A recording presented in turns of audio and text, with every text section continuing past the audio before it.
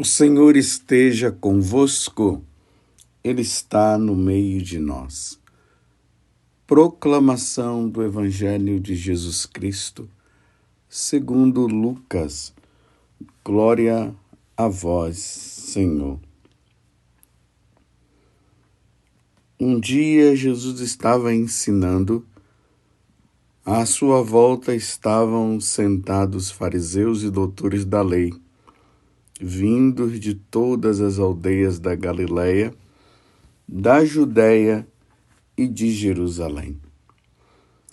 E a virtude do Senhor o levava a curar. Uns homens traziam um paralítico no leito e procuravam fazê-lo entrar para apresentá-lo. Mas, não achando por onde introduzi-lo, devido à multidão, subiram ao telhado e, por entre as telhas, o desceram com o leito no meio da assembleia diante de Jesus. Vendo-lhes a fé, ele disse: Homem, teus pecados estão perdoados. Os escribas e fariseus começaram a murmurar, dizendo: Quem é este que assim blasfema? Quem pode perdoar os pecados senão Deus? Conhecendo-lhes os pensamentos, Jesus respondeu, dizendo: Por que murmurais em vossos corações? O que é mais fácil dizer: Teus pecados estão perdoados, ou dizer: Levanta-te e anda?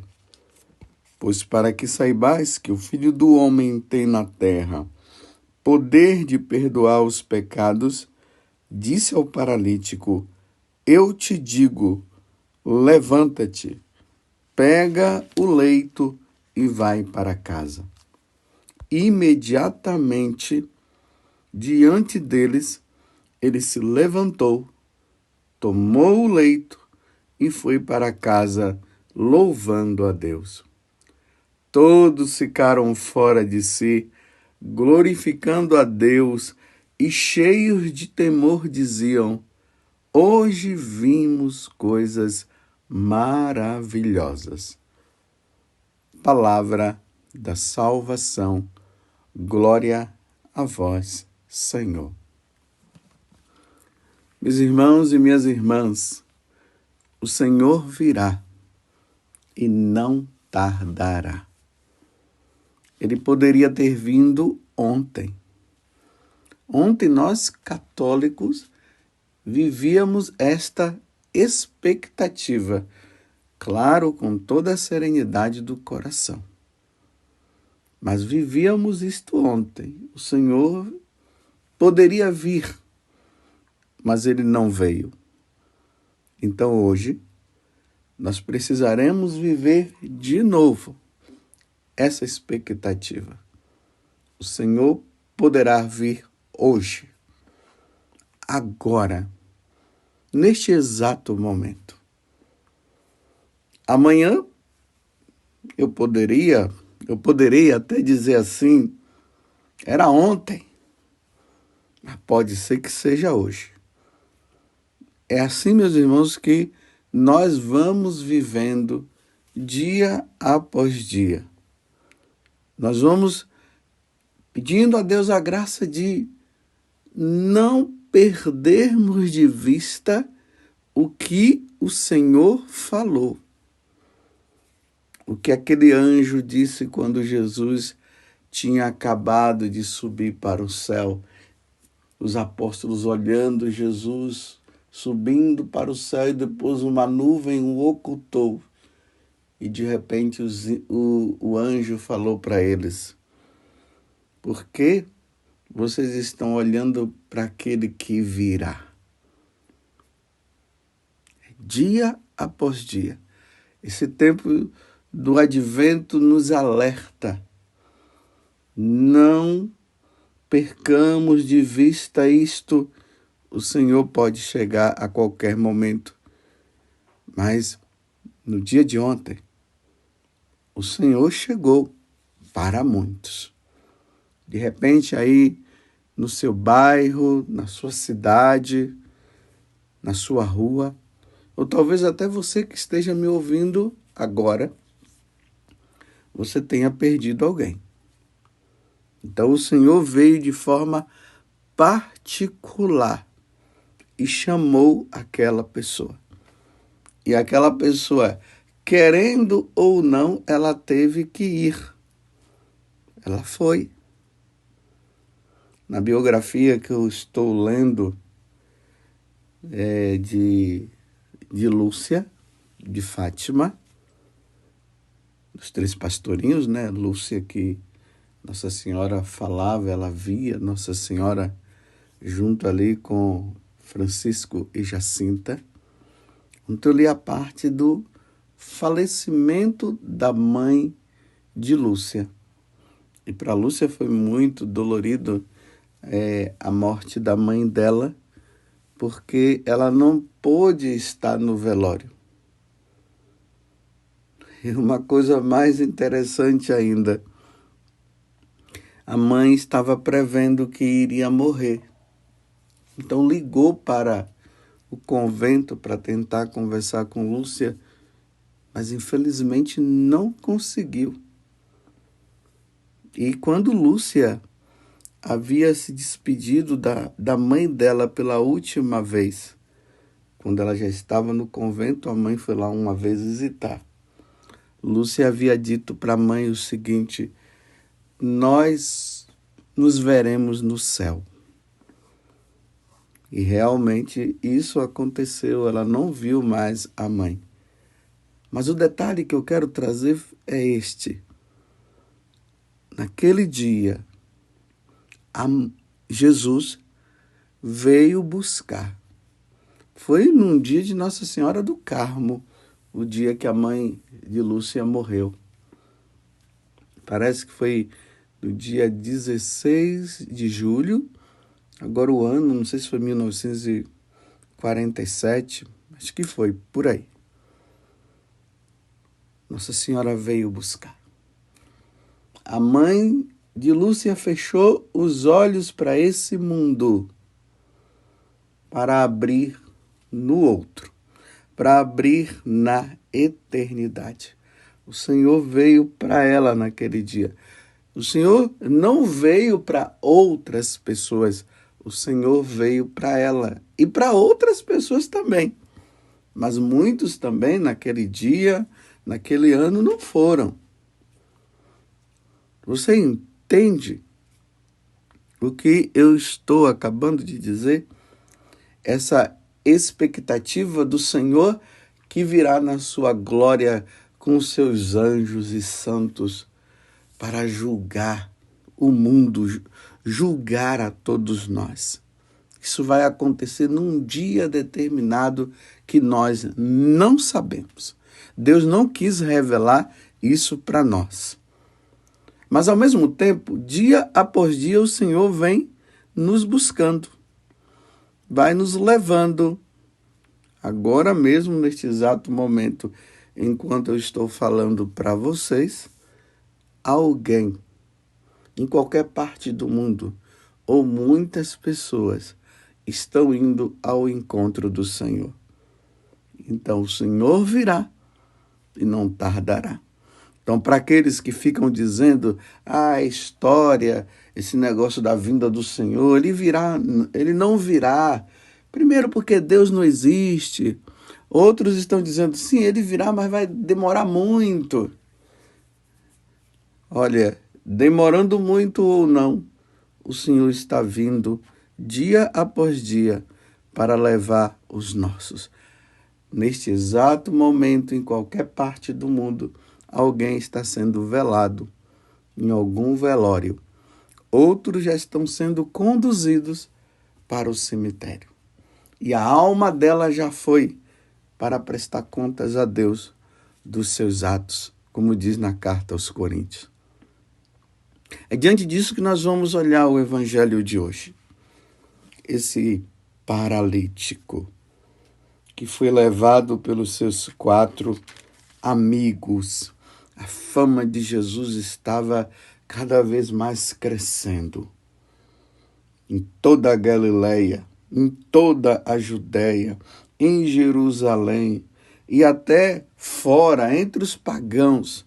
A fama de Jesus estava crescendo. Lá em Cafarnaum, porque esse fato aconteceu em Cafarnaum, ali na casa da sogra de Pedro, que fica do lado da sinagoga, levaram esse paralítico. Estava ali naquela cidade um homem, estava fazendo grandes coisas extraordinárias, como nós vimos no final do evangelho de hoje. Hoje vimos coisas maravilhosas. As pessoas estavam vendo coisas maravilhosas com aquele homem, Jesus de Nazaré, que é Deus. Demônios se submetiam a ele. Pessoas eram curadas milagrosamente. Outras pessoas se convertiam e passavam a segui-lo, como nós vemos ali o próprio Mateus e tantos outros. E diante desta fama, aqueles 4 amigos levaram aquele homem paralítico. Na cabeça deles estava o seguinte: hoje é o dia da chance de nosso amigo sair dessa paralisia. Vamos levá-lo para o grande mestre, Jesus de Nazaré. Ele vai curar. Ele vai curar você. Então veja, havia uma esperança, tanto por parte dos amigos, como do próprio paralítico. E eles estavam decididos: nós não vamos voltar sem você estar curado. Chegando lá, a casa da sogra de Pedro estava lotada, então eles resolveram passar por cima, ali pelo telhado, e levaram. Mas aqui acontece uma coisa surpreendente que ninguém esperava. Quando Jesus olha aquele paralítico, Jesus, vendo a fé, Jesus disse: homem, teus pecados estão perdoados. É aqui que é o impressionante.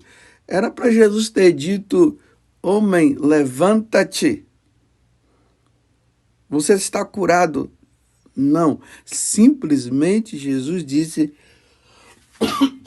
homem, os teus pecados estão perdoados. E ali os doutores da lei, os fariseus, começaram a chamar Jesus de blasfemo, porque eles mesmos disseram: quem é que pode perdoar os pecados senão Deus? Então ele está se passando por Deus? Agora, além de estar fazendo tantas coisas e até infringindo a lei, fazendo curas nos dias de sábado, agora ele está dizendo que ele é Deus? Aí Jesus mostra: tá bom. Para vocês verem que eu tenho o poder de perdoar os pecados, porque realmente eu sou Deus, então agora eu vou falar para esse homem: levanta-te e anda. E aquele homem levantou. E o povo ficou admirado. Agora vejam, meus irmãos. É impressionante porque Jesus não estava preocupado com o corpo daquele homem. Aquele corpo paralisado. Jesus estava preocupado era com a alma dele. A alma dele, sim, estava numa paralisia, estava encerrado no pecado. E os pecados daquele homem paralítico poderia levá-lo à perda da salvação.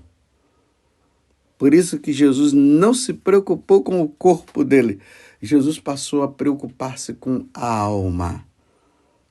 A alma dele precisaria voltar ao estado de limpeza. A alma dele estava imunda.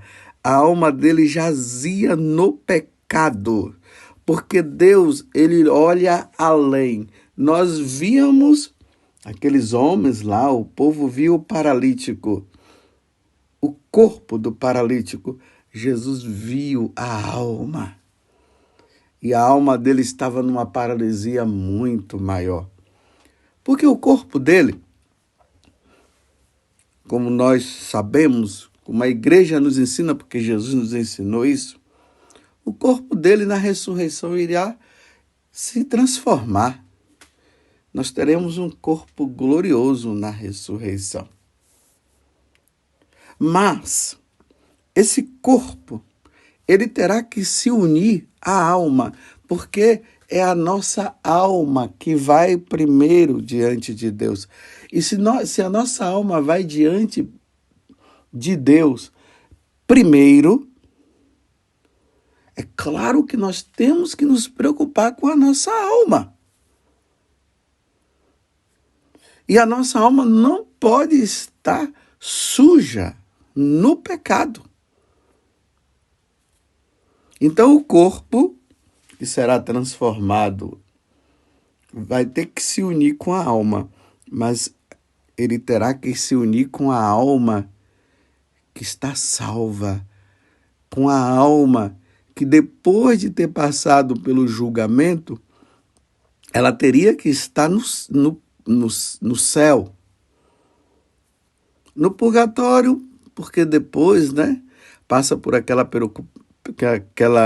purificação que ainda não permite entrar no céu totalmente, mas depois de estar no céu, esse corpo precisará se unir com a alma salva, não com a alma perdida, não com a alma condenada, porque logo depois que a alma sai do corpo e o corpo fica morto e a alma não morre, a alma vai prestar contas diante de Deus dos seus atos praticados no corpo aqui neste mundo.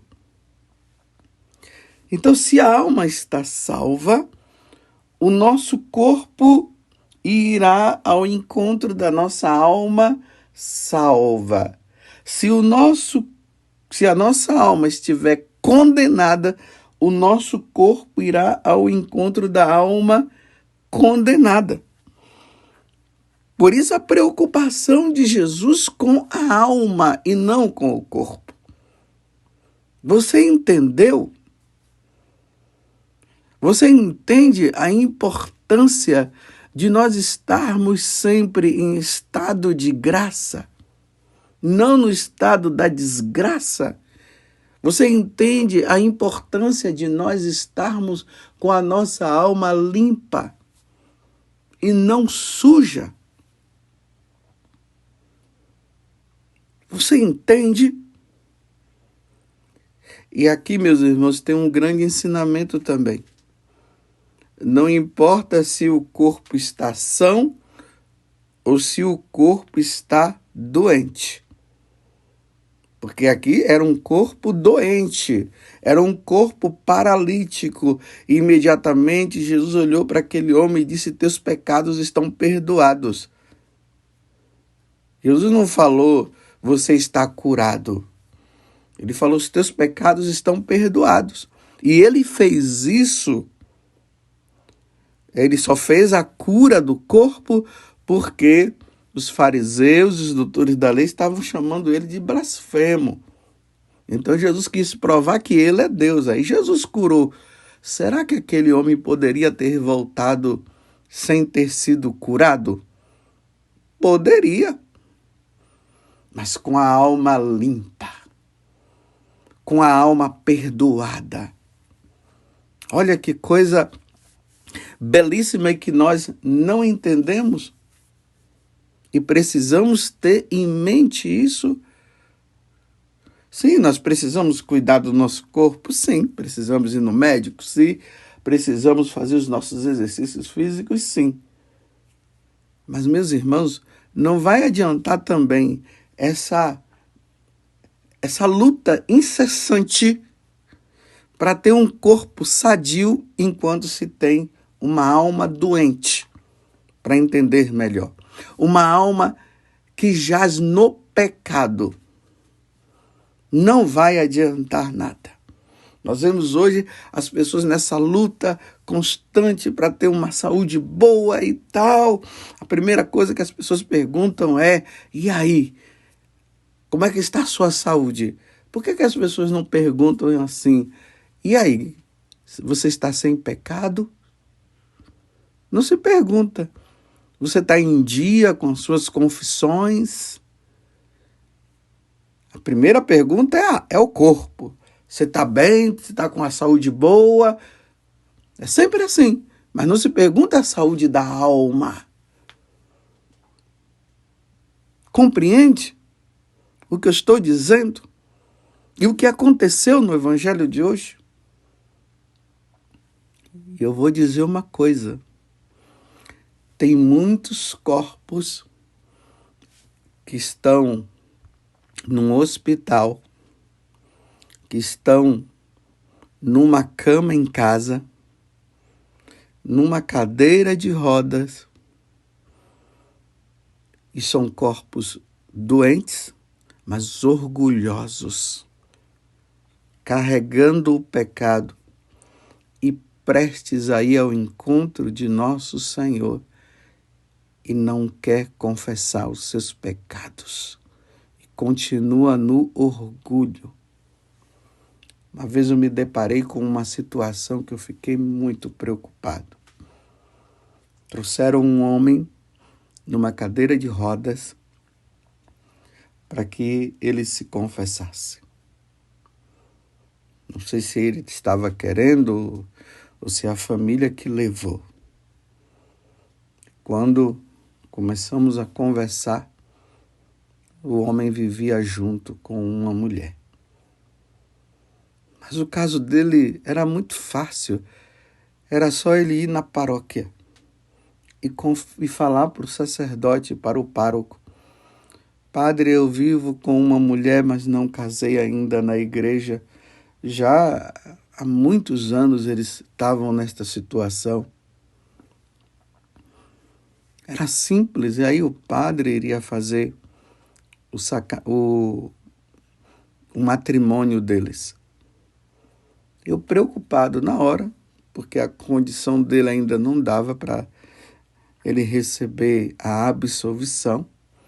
Eu chamei a companheira dele, que também estava lá, e nós conversamos ali. E eu disse: vocês precisam receber o sacramento do matrimônio. Olha, pasmem, o homem tinha 80 e poucos anos. Você poderia até dizer assim: mas padre, um homem de 80 anos? Sim, um homem de 80 anos que não confessava há mais de 40. Sem confissão, sentado numa cadeira de rodas, igual o paralítico de hoje. Então eu chamei os dois para conversar. E aí falei com a companheira dele, uma senhora também idosa, e ela disse o seguinte: Padre, eu e meus filhos já há muito tempo estamos pedindo a ele para nós casarmos e ele não quer. O homem na cadeira de rodas. E aí eu disse assim, eu falei: mas por que ele não quer? Eu perguntei. Aí ela disse assim: sabe por quê, padre? No início era eu que não queria casar, porque ele era viúvo, ele já tinha vindo de um casamento, estava viúvo, estava livre. A mulher, ela nunca tinha casado, era livre. Então, no início, não sei se ela estava com tanta insegurança, e ela disse pro homem, quando ele disse: vamos casar, ela disse não, mas se juntaram. Não casaram, mas se juntaram, veja só. Ok, passados os tempos, a mulher viu a necessidade realmente de receber o sacramento do matrimônio. Então disse, vamos casar. Ele agora não quer. Por birra, ele não quer casar. Um homem de 80 anos, em cima de uma cadeira de rodas, não quer casar. Falei para a mulher, então faz o seguinte, vocês dormem juntos? Ela disse sim, então faz o seguinte, a senhora separa do quarto. E aí a senhora fica livre. A senhora vai agora praticar a caridade, vai ajudá-lo, que não vai deixar ele assim. E a senhora vai procurar o padre na sua paróquia e vai dizer, padre, olha, eu vivo junta há tantos anos, não existe empecilho nenhum, e agora eu já reconheço que eu preciso receber o sacramento do matrimônio, mas o meu companheiro não quer receber. Então eu resolvi me separar do quarto, vou ajudá-lo como irmão, porque ele não quer casar, e eu quero me confessar, padre, para receber o sacramento do matrimônio. Então já são ali idosos, e agora essa foi a alternativa, porque o homem está dizendo que não quer casar. Olha a idade do homem, em cima de uma cadeira de rodas, há anos sem confessar. Você entende? É mais ou menos a situação do evangelho de hoje. Talvez até você não compreenda o mistério e a situação que está ali. A idade em cima de uma cadeira de rodas e poderia resolver o problema. Simplesmente era só chegar lá na paróquia e o padre marcar com o padre, ver as coisas que são necessárias para receber o sacramento do matrimônio, e ele não quer. É assim, meus irmãos, que nós vamos esperar Jesus voltar, sem receber o sacramento do matrimônio,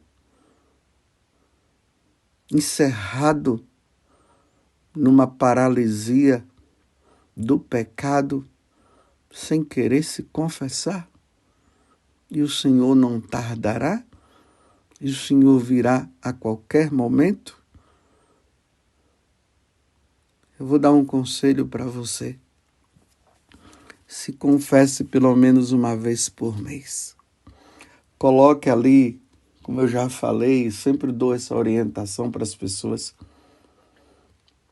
Primeira sexta-feira do mês ou primeiro sábado. Coloca como meta.